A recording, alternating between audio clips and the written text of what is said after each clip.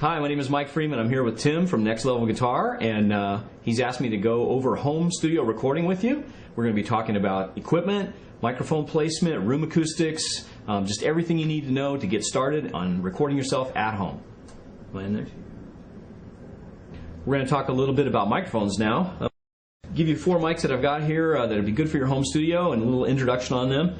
This is a Shure SM57. It's one of the studio standard microphones. It is a dynamic microphone. It does not need phantom power. You can use it for anything from vocals, acoustic guitars, snare drums. It's a very versatile mic. You can use it on pretty much anything. This is a Cascade Fathead 2, which is a ribbon mic. Ribbons have a figure 8 pattern, which means they pick up from the front and the back, and they reject from the sides. Ribbons are really good for a natural sound. This is a Rode NT2A, which is a condenser microphone. It does require 48-volt phantom power. Excellent microphone for drums, for vocals, percussion, and acoustic guitar. And here we have a Cascade DR2, which is one of their high-end ribbons. This is about a $250 mic. It's really good on vocals, strings, and guitars. Okay.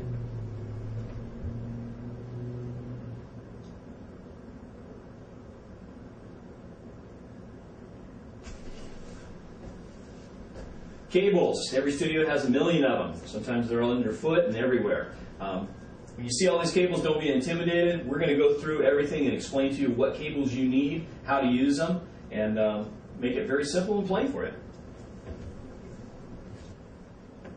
Mic stands are real important. Here's a couple examples of what you'll need at home. This is a standard boom mic stand. You'll need this for vocals, for recording acoustic guitars. And this is called a short boom or an amp stand. These are great for kick drums, for microphones. These are great for amplifiers, for kick drums, and other things. We're going to go through all this later in detail.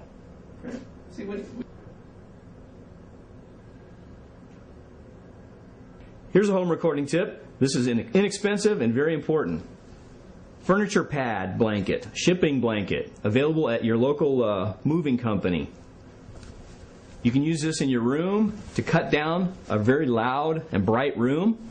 You can use it to isolate an amplifier, just like that. With your microphone underneath there, it'll keep the sound down, allow you to get that big cranked up sound that you need. We're talking less than $20 right there. Here's another great tip for recording guitar amps at home. If you put the microphone right in the center of the speaker, you'll get a really tinny, buzzy sound. The outside edge gives you a warm, bassy sound. Usually the sweet spot's found right in between, right around 4 o'clock. Experiment yourself at home and get the best sound you can. Okay, home recording tools. You're going to need some way to record. What are you going to use? Some people use software in their computer. Other people use a standalone recorder. There's pros and cons for each, and different people use what they like to use. Personally, I like to use a hardware recorder myself. Reason being, a hardware standalone recorder is designed specifically for recording. It's not made for emailing or word processing, and you're not limited by any limitations your computer may have. If you use a standalone recorder, most of the time you can always dump those tracks or export them to be used in a studio with Pro Tools or anything like that. Here we go. Ready? Take 2. Standalone recorders, you can pick up a good entry-level unit for between $200 and $600. You want to make sure that you're going to get a recorder that has the amount of inputs you're going to need. If you're just a guy who's recording at home solo with 1 or 2 instruments, the minimum you should buy would be a recorder with 4 inputs. If you're recording in a band where you have drums and other things, you're going to want to get a recorder that has at least 8 simultaneous inputs. There are a lot of brands out there to choose from. I've really had good experience with units like from Fostex, Zoom, and Boss. They all make some really good units that'll get you started at home and really give you good results. So you got your guitar. That's one input. And here's your vocal microphone.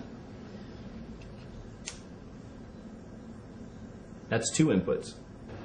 So then you may have a drum machine for backing tracks or other percussion, something like that. You're going to need 2 more inputs. Left and right. Now you can get your stereo backing track. That's 4 inputs. So for review, this is why I recommend a minimum of 4 recordable tracks on your standalone recorder or your recording interface. That's going to get you just enough to get going and get started with. If you record with software instead of hardware, you're going to need some type of a hardware recording interface to plug into anyway. And the same rules apply.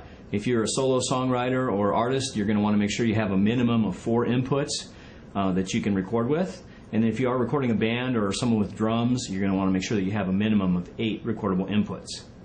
Let me just give you 2 examples of software programs that are available that are either bundled with a hardware interface or that come in some computers. For example, Apple Macintosh usually has GarageBand, which is available, and it's an excellent program. Will get you started. And Pro Tools LE is an entry-level program that will get you started on the Pro Tools road, and it comes with a lot of different recording interfaces that are out there. One of the things I would like to stress is if you do go to a software program, you want to make sure you have some sort of support group because it can get really detailed. Make sure you have a buddy that uses the same program or a users group or online forum where you can get answers to help you along your way. Let's review. For entry-level home recording, there's 2 options. You can buy a standalone hardware recorder, or you can buy software, and you'll still need a hardware interface to plug into. There's pros and cons to both. The pros for standalone recorders are you can take it anywhere, plug right in, and you're ready to go. It doesn't require any software. They are a little more expensive as a con. The pros to the software is it's generally free when it comes bundled with a piece of hardware. You buy plugins and other things like that, it can be a little more expensive, and you will need a computer to run it. So you can make a decision, choose which is best for you. Tip for you home recordists. You're going to be recording a lot of different tracks a lot of different ways. When you do set up to record your guitar or something like that, write down what microphone you used and where you put it and how far away it was, and just keep that on a little piece of paper. It's really important. Those are called track notes. That's going to help you if you have to go back later and overdub or recut the same track. You'll be able to set it up the same way and repeat and get the same sound.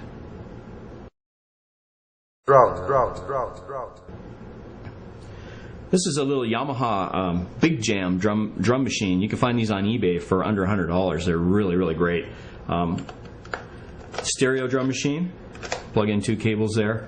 And one of the things that's important when you're tracking drums off a drum machine is it's really important to leave an extra 4 bars at the beginning of a song so people can get ready when you hit record.